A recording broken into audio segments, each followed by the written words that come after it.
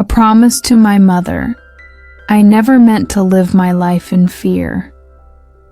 But somehow, that's exactly what I did. For years I worked hard, saved every extra dollar, and told myself that one day, I would finally enjoy life. Not today, not this year, but someday when I had enough. My mother used to tell me, life is not just about making money, it's about making memories. But I always shook my head and told her I needed security first. I lived in a small, quiet town where people woke up at the same time every day, drove the same roads, and carried the same tired expressions. I was one of them. I woke up at 6 a.m., drank the same coffee, wore the same old jacket I'd owned for 10 years, and drove my rusted, dented car to work. I skipped vacations. I never bought new clothes unless the old ones were falling apart. I packed my lunch every day, never dined out, and whenever I saw my coworkers planning trips or buying expensive coffee, I thought, they're being reckless. I told myself I was smarter. I told myself that by the time I was 50, I'd have enough savings to finally enjoy life. Then, one rainy night, everything changed. I was driving home late from work. The roads were slick, the wipers struggling against the heavy rain. I was tired, barely paying attention, my mind lost in thoughts of budgets and savings accounts. Then, headlights. Too fast, too close. A deafening crash. Everything went black. When I woke up, there was a bright white light above me. My body ached everywhere. I heard distant beeping, the sound of footsteps, the murmur of voices. My vision blurred, then sharpened. A doctor stood beside me, looking at me with something between relief and warning. "You're lucky to be alive," he said. Lucky. The word echoed in my head. I turned my head slightly, wincing in pain. My arms were bruised, a bandage wrapped around my forehead. My chest felt tight, my ribs sore. The accident played in my mind over and over. The rain, the headlights, the crash. I had always planned for the future, but what if there had been no future? What would all my savings have done for me then? I closed my eyes and thought about my mother. She used to scold me for skipping out on family trips, for refusing to buy myself even a small treat. "You can't take money with you when you're gone," she would say. I used to roll my eyes at that. But now, lying in that hospital bed, I realized how right she was. A nurse brought me a tray of food, just a bowl of soup and a piece of bread. I had eaten fancier meals before, but somehow at that moment, this simple food tasted better than anything in my life. Maybe because for the first time in a long time, I was actually present. I wasn't thinking about tomorrow. I wasn't calculating expenses in my head. I was just here. That night, I watched the sunset through the hospital window. I couldn't remember the last time I had done that. The sky turned from orange to pink to deep blue, and I realized something. I had been waiting to live. I had been waiting so long that I had forgotten how. I made a decision. No more waiting.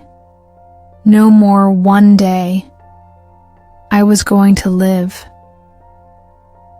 When I was discharged from the hospital, the air outside felt different, fresher, like I was breathing for the first time. I sat in my old car, gripping the steering wheel, staring out at the road ahead.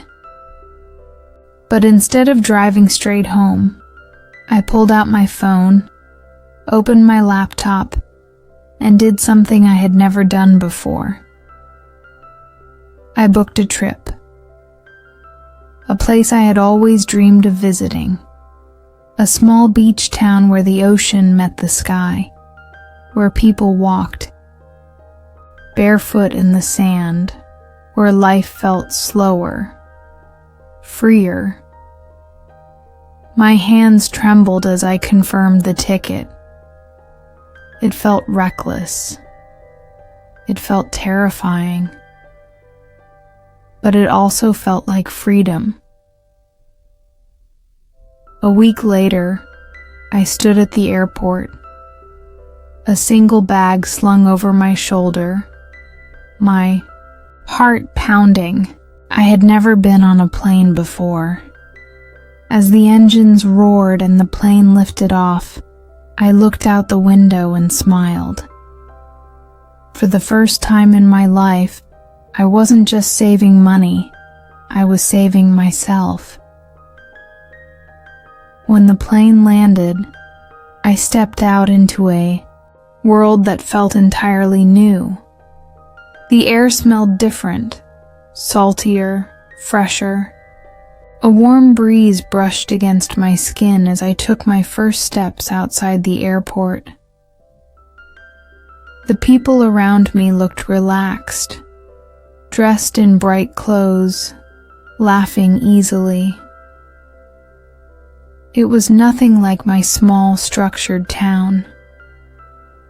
I hailed a cab and gave the driver the name of the small inn I had booked by the beach. As we drove, I watched the scenery change, the streets lined with palm trees, the ocean glimmering in the distance. I felt something stir inside me, something I hadn't felt in years. Excitement.